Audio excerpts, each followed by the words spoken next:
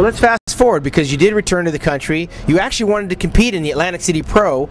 They were initially talking about possibly having a 202 division, and they didn't have that, and therefore you didn't wind up in Atlantic City, or you weren't allowed to compete in Atlantic City. Talk about last year's comeback that never happened.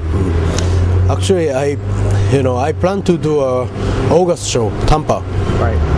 Team Gunner show, and I was hoping I could get the visa back until that competition, but it never happened. So I just kept preparing for the show. I just believe myself. I could return.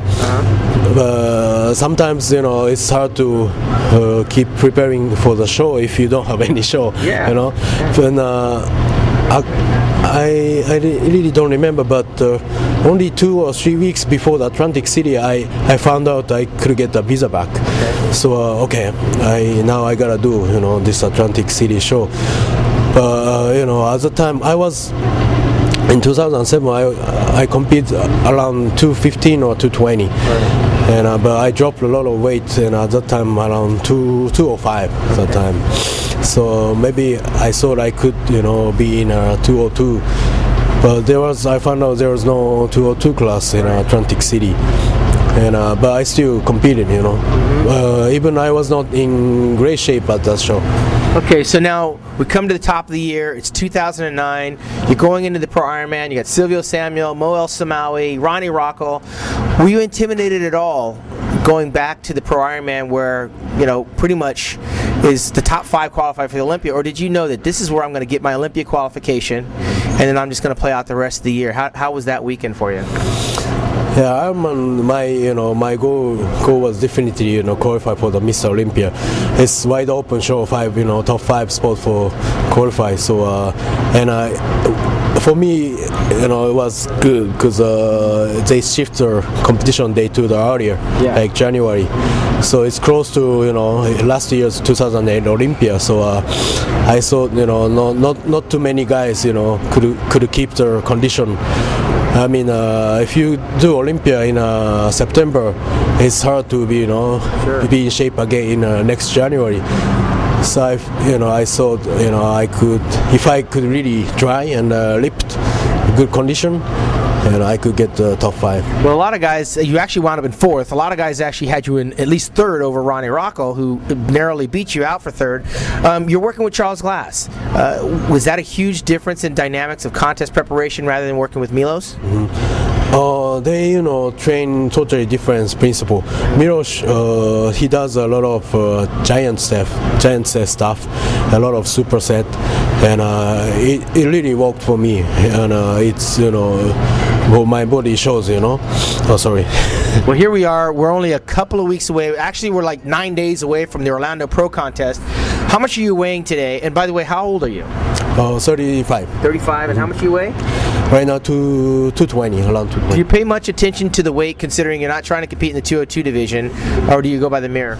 Oh, I go by the mirror, and of course, every bodybuilder wanna be, big, and I wanna be big too. But for me, around 215 or 220 is really comfortable. 202, I don't know. Maybe I can be 202, but too much sacrifice for me. So I just wanna try to. But in the future, I don't know. Maybe I could try. Yeah, I know. I talked to Mark Dugdale. Mark Dugdale said he'd have to give up at least 10 to 15 pounds of muscle to get down to the 202 division. That's a sacrifice you're not really willing to make right now. Maybe later. Maybe right now, yeah. It's still possible. What's going to be different from January 24th at the Pro Ironman to April the 17th, 18th in Orlando? What have you done differently? What have you and Charles done to your physique that we can see that's going to be significantly different? Mm-hmm. Actually, I trained with Charles from last September or October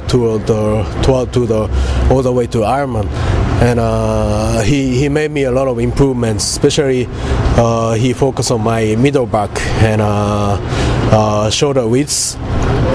So of course also conditioning, and after Ironman, the Charles still give me a good advice for me and watch out for me. But I mainly train with Paul Finn. Paul is a long time the partner with Charles, and I train with Paul every day right now. One final question. Obviously, your goal here is to be at least the top 3, or do you have the bar raised higher? It's not a contest that's laden with talent here. I've only heard of Darren Charles. We had Troy Alves on the radio show. Yourself, it seems like those are the top 3 names. Are you looking for a victory here? Yeah, of course. Every show, even Olympia, I want to win, and every pro bodybuilder should have goal to win the show, right? And I really don't know, who is gonna compete, but I just bring my best ever physique. Well, you're spending your time mainly in Valencia, California, up there, kind of where Charles is. You're training down here at the Mecca of bodybuilding. How have things changed now for you in Japan now that you're qualified to go back to the Mr. Olympia? Is there a different type of reception now based on what happened a year and a half ago as compared to now? Are people looking at you differently? Have you rebuilt your life back? After qualify Olympia, I didn't go back to Japan yet, so I really don't know. But I hope people watch me again, and magazines right now talk about me again, so it's good. But I really need to do well in this whole year, like this Europa Orlando, and I will do New York Pro, and of course Olympia. I wish, I hope I can do some more, right before the Olympia. Right on. Okay, well there you have it. We're 2 weeks away from the Europa Orlando Pro show with Hidetada Yamagishi. He's back, ladies and gentlemen. I'm Shawn Ray from MuscularDevelopment.com.